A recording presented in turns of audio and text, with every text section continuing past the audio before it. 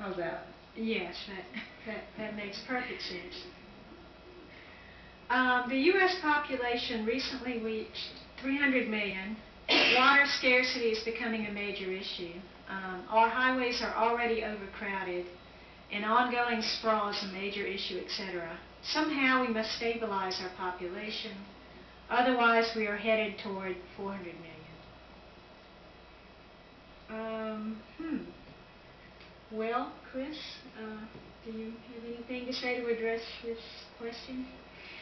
Well, you said that our population is at zero growth, did you not?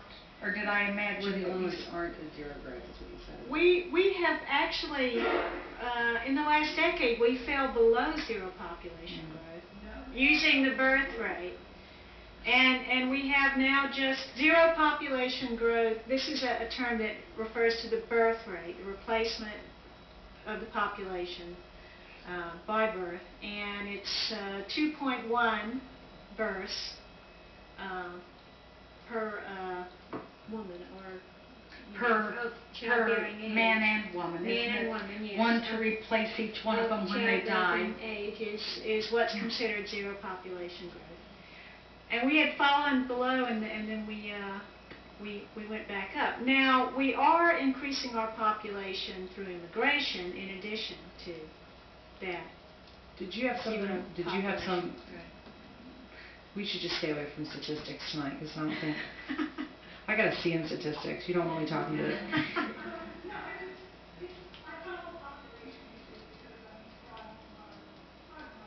Well, that's what I was going to say. Just everybody grow organic, grow your own garden, and then we'll.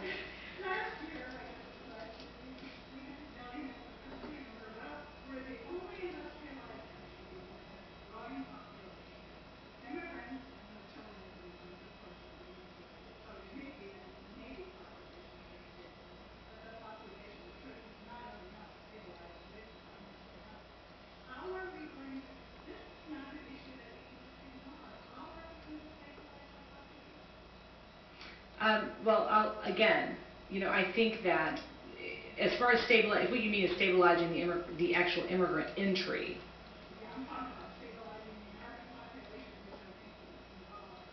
Yeah, because you don't want me speaking to those other issues. You're clearly much more able to do that than I am. But again, I go back to my point. We have no functioning system of legal immigration. We have no functioning system for seasonal workers even to come in on a temporary basis to sustain economic growth and then leave. And more than that, again, I think the fundamental issues you make about water and these kinds of things, y'all aren't going to believe I'm a Republican by the time I finish this presentation, because we're growing a little organic garden so that we can avoid that exact issue, because we were all about reducing our carbon footprint this year and going green at our house. But more than that, we were talking about this specific issue because we, in essence, those issues implicate, it isn't just about immigration, those issues implicate how we operate, in terms of urban sprawl, in terms of all of these other issues. So I think to target immigration as the sole, and I don't think you're doing this, but to target, I don't even know if that was your question, I'm picking on you now, but to target immigration as a predominant issue there, I can't even begin to speak to the statistics on that issue, except to say that the more people who come in illegally, the less leave. It's too difficult to come and go. It's just, so in essence, a legal system of immigration, frankly, would allow most of those who are in seasonal industries to, in essence, vacation elsewhere for the months that they're not working. And they want to anyway. I mean, many of them did until the tightened border security. And now, of course, we as attorneys, when we provide them with options, which of course, I can't say, hey, why don't you stay? It's a great idea. It isn't a criminal violation, but it is an administrative violation, which I can't counsel. When we talk to these people, and I say, how many times have you entered and exited? Or I'll say, when was your last entry? And they'll say 2006, and I know doggone well this person's been here since, 1998. The fact is that they probably have left every holiday until we started seeing heightened border security and that we started to see that become more of an issue. So, again, the better legal immigration system we have, I think the less we're going to have some of those strains, at least those caused by the immigrant community. But statistically, no clue. Out of my bailiwick.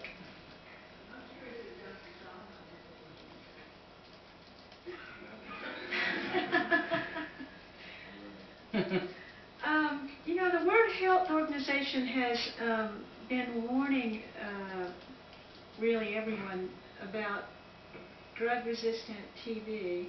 Have you seen any strains of that in people coming in? We haven't seen any of drug-resistant TB in my practice, but it's out there. It's not as common in the Newer Valley, I would say, as it is in bigger cities, New York City.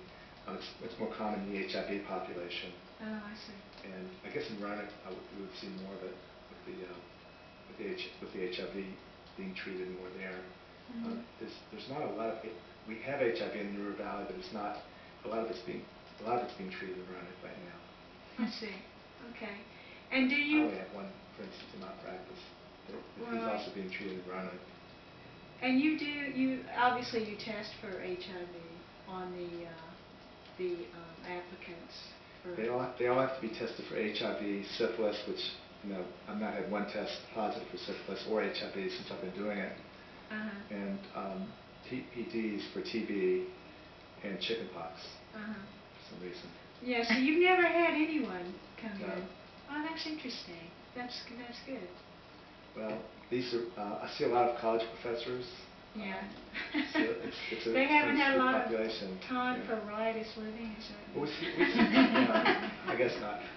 I see a lot of people who are being married through the internet from different countries, and it's a varied population, really. It's kind of interesting to see. Well, what I think is interesting is you actually see, what I think is so interesting about the testing for disease, okay, is most of the people, probably all the people you see, have already been here 6 months, 12 months, a year, year and a half, 2 years, 20 years. Yeah. So in short, they've already exposed everybody if they got it, okay? I mean, so some of that it seems kind of superfluous anyway. But I had a question specifically for you, which had to do with disability waivers. You know, when we do naturalization exams, we sometimes seek disability waivers for those who are elderly, who can't, who have had stroke damage or other damage which causes them to be mentally lacking in some degree of ability to learn.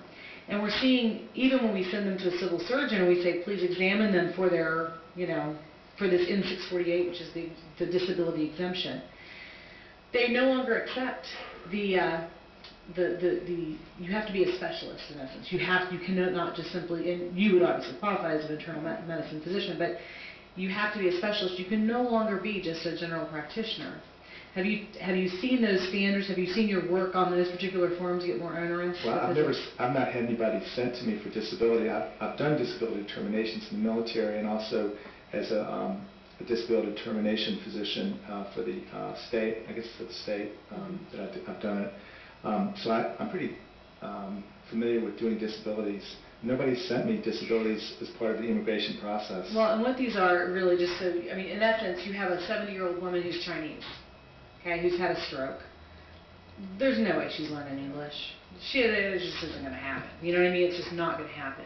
So in essence, she's not eligible for any sort of the federal funding. You know, there's a limit on how many years they can receive federal funding as a permanent resident, if I'm correct. Certain public benefits have a limit on them. I can't remember if it's 5 or 7 or 10, but the point is it has a limit. And so most often they come to us and say, can you please get these citizenship papers filed for Mom? Because she's getting older. I'd like her to be able to take advantage of these. She's been here for 25 years. She's raised all of us here. Well, Mom can't learn English. Mom can't be tested in English. And what we're seeing is a low-level government employee who has no medical experience whatsoever is adjudicating and determining that Dr. Solomon's opinion on her disability is completely inaccurate, not fully substantiated, or somehow flawed. And so in essence, we go into their interview with them, they're denied the disability, and they're told to come back for testing in 3 months.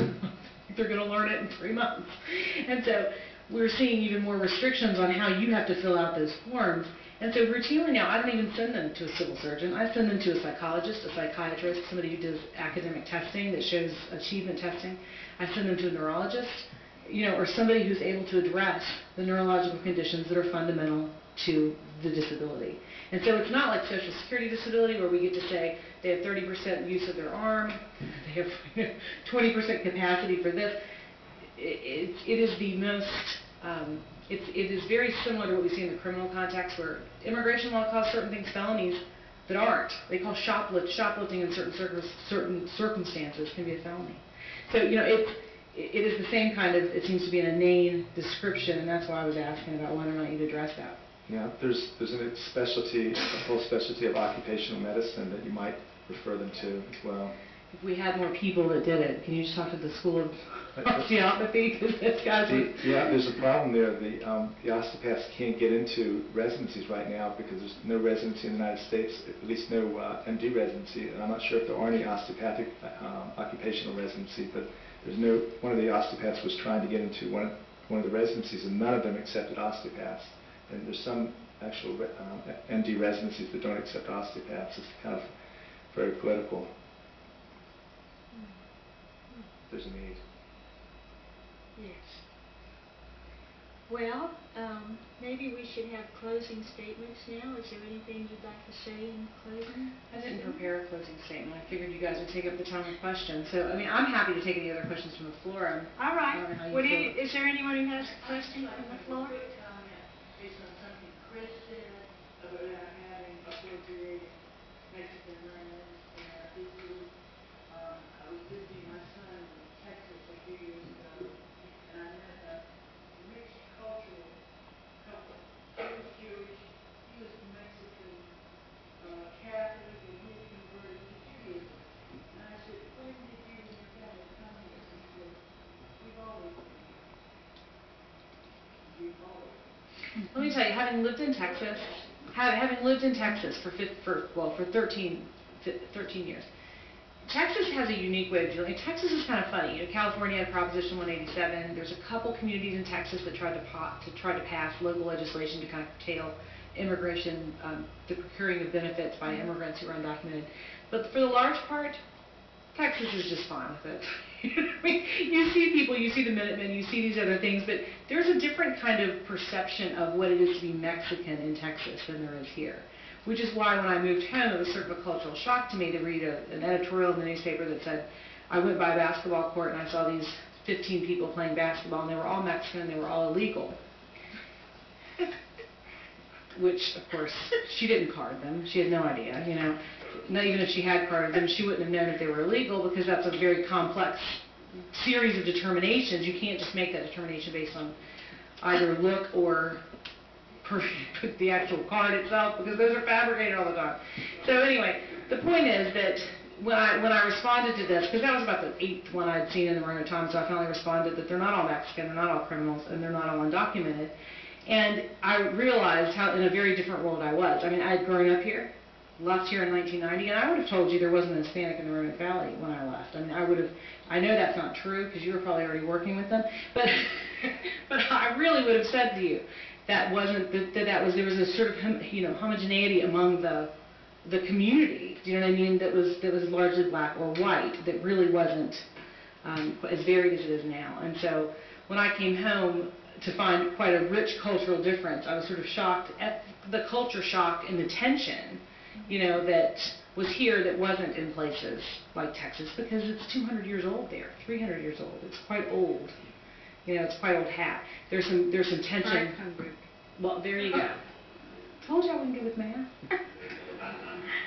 In essence, those issues just simply have already been hashed out. The things that they get upset about are where are school dollars going, and how is ESL sucking up school dollars. You see it on specific issues, but you don't see it in the widespread way that we see it here, or in the generalized way. In my humble opinion. Yes.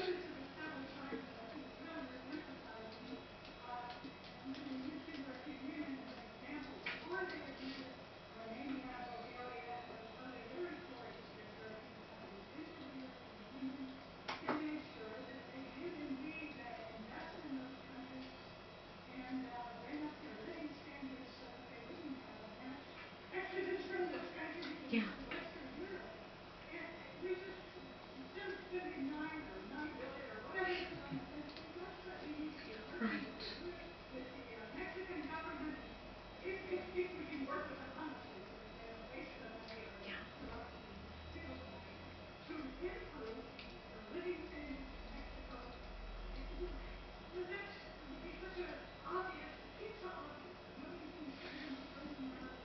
Well, and let me make a plug on that.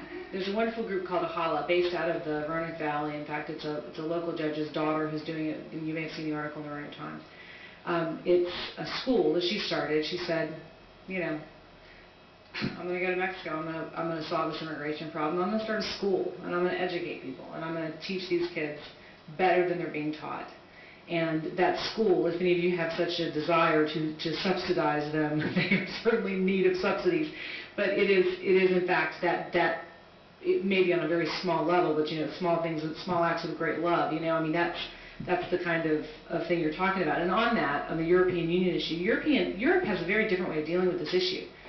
Europe says, hey, guys with tech jobs, hey, guys with master's degree, hey, you know, gals with your doctorate, come on down. We are seeing more white-collar jobs, more immigrants who have white-collar jobs in the U.S., and we certainly see this in the IT field, leave the U.S. in preference for Germany, in preference for the Netherlands, in preference for a number of other nations. So in essence, we're experiencing, you know, a flight of the intellectuals, you know what I mean, away from the U.S., in some part because of restrictive immigration law, because they can't settle here effectively with the rest of their family. Especially because most of them, not most of them, but in the IT world, you have a lot of them from India. Well, you're looking at backlogs for siblings, for parents, for children, you know, adult children. You're seeing backlogs for minor children, do you know what I mean, in certain categories if they're not yet citizens.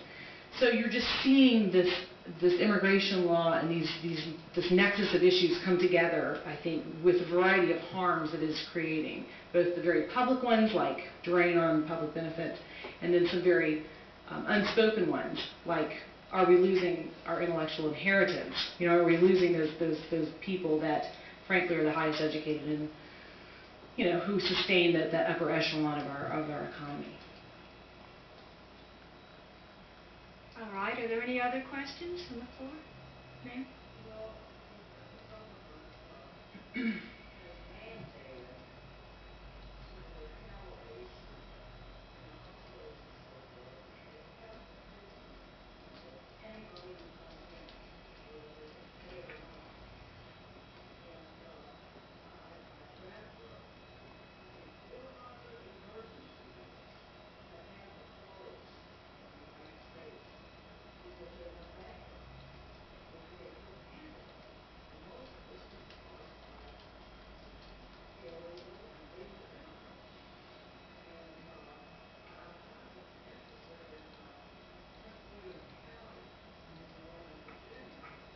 Mm-hmm.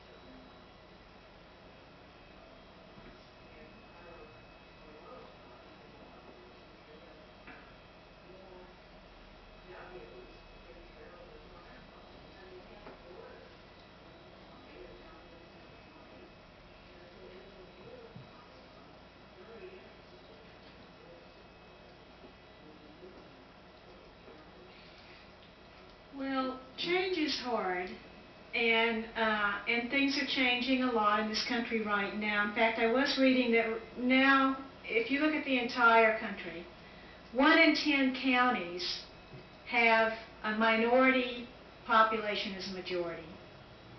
And around the D.C. area, there's been an increase, you know, in the different counties in Virginia and Maryland, between 262% and 129% increase in minority populations. That's over about the last decade. Now, some of that, though, you have to remember, is white residents were moving out. And some of that is a difference in growth. The birth rate is higher, maybe with minority populations than with the white population. and then some of it is immigration. But you're seeing the combined effect in a lot of these places where there's a sudden increase in minorities. And it's all three of these factors working together, I think. But Well, and the other thing I would bring up about that, I mean, I think that we're seeing in Prince William County this tiny little microcosm of what's happening nationally, which is a fundamental frustration of the federal government's failure to act. And while I cannot dispute whether that's true that so many ERs have closed and the drain on the medical system, meaning I don't, again, have the stats at my command. But the fact is that in any of those cases where we tend to see this issue rear its ugly head the most viciously tends to be in those areas that affect human rights. You know, the last time I checked, and again, I may be wrong on this issue, but you know, certainly they are required to treat under EMTALA, which is the Medical Treatment Act, meaning you can't deny somebody emergency services when they are in labor, when they are in extremis, you have to stabilize and then transport. But in any event, let's just say that that's the only area in which they do it, that still would constitute a very large drain on your ER. But if you have somebody who is eligible for Medicare, who's paying in Social Security, again, you know what I mean, who's in essence seeing these numbers come back to them, then you've remedied some of that. And then you also see where I think the federal government is in this case just wholly in derogation of its duties is involving kids. And this is what I mean by it implicates human rights kinds of concerns. We see kids routinely who are sexually abused. We won't let him out. Who are sexually abused and then removed from a home. Okay, well these kids, if they were to be taken custody of by DSS, would be taken custody of, placed in foster care, made a placement, yada yada. But the fact is that those kids are not eligible for federal funding like any other removed kids who's removed from a home for sexual abuse or physical abuse. Local dollars have to be spent on those children because the federal government derogates to the judicial court in the locality, meaning your local Montgomery County Juvenile and Domestic Relations Court has to enter an order that allows us to, even as immigration attorneys, get status for those kids. And it takes months and months and months to get status. So for more than a year, in nearly every case, local dollars are being used to fund those kids, not federal dollars. And so you're really not going to believe I'm a Republican when I start telling you the feds need to do their job. But, you know, in this case, the feds need to do their job, meaning on some level or another, the federal government. The reason we're seeing localities get frustrated, the reason we're seeing this drain on our local funding is here's an area where the feds have said we own the area. We've owned it since 1854, whatever the year was when we started to actually legislate in this area. And so if they're going to own the area, you know, have at it. You know, do your job. And I think that's where who we have as president is far less important on that issue, on what kind of reform we get, than who's in Congress. You know, because that's who's making those decisions about where that funding goes and how it's allotted. Also, with the issue of ESL, I'd just like to share, what I do is prepare language teachers to be language teachers, and my area of expertise is preparing ESL teachers to work with immigrant children. And more often than not, they do not speak the languages of most of the children with whom they work. For example, at Virginia Heights Elementary School in Roanoke, she has 44 children who require ESL services. They represent Somalia, the Somali Bantu, Ghana, Afghanistan. She has 4 Spanish-speaking children in the whole group. And so it's totally immaterial what language the teacher speaks as long as she speaks English, and she is an English-speaking person. And just as a statistic, in 2007, at the beginning of the year, there were 844 children identified in Roanoke City public schools who were in need of ESL services, and there were 11 teachers who took care of all of those children. So it's not a huge percentage of the teacher population, and just coincidentally, the majority of those children are not undocumented children. They're refugees who have come here from countries that they've been identified as countries where the parents and their families are in danger for their lives, so they're here for those reasons. It's not that the bulk of the children are undocumented Mexican immigrant children. They're here with our government's okay stamp of approval on the forehead. So I think what Chris is trying to say is they are, in fact, legal Right. immigrants here. Well, I think we're going to have to close it out here now. I want to thank our panelists. First of all, Dr. Solomon had to go pick up his son. He's a civil surgeon and an internist. Attorney Christine Porch has a law office in Salem. And Dr. Chris Tilly-Lux is a professor here at Virginia Tech. Thank you very much for coming and talking with us today. Thank you. Thank you. And I'd like to thank all of you for contributing your questions and comments and coming out tonight. Thank you for making us think.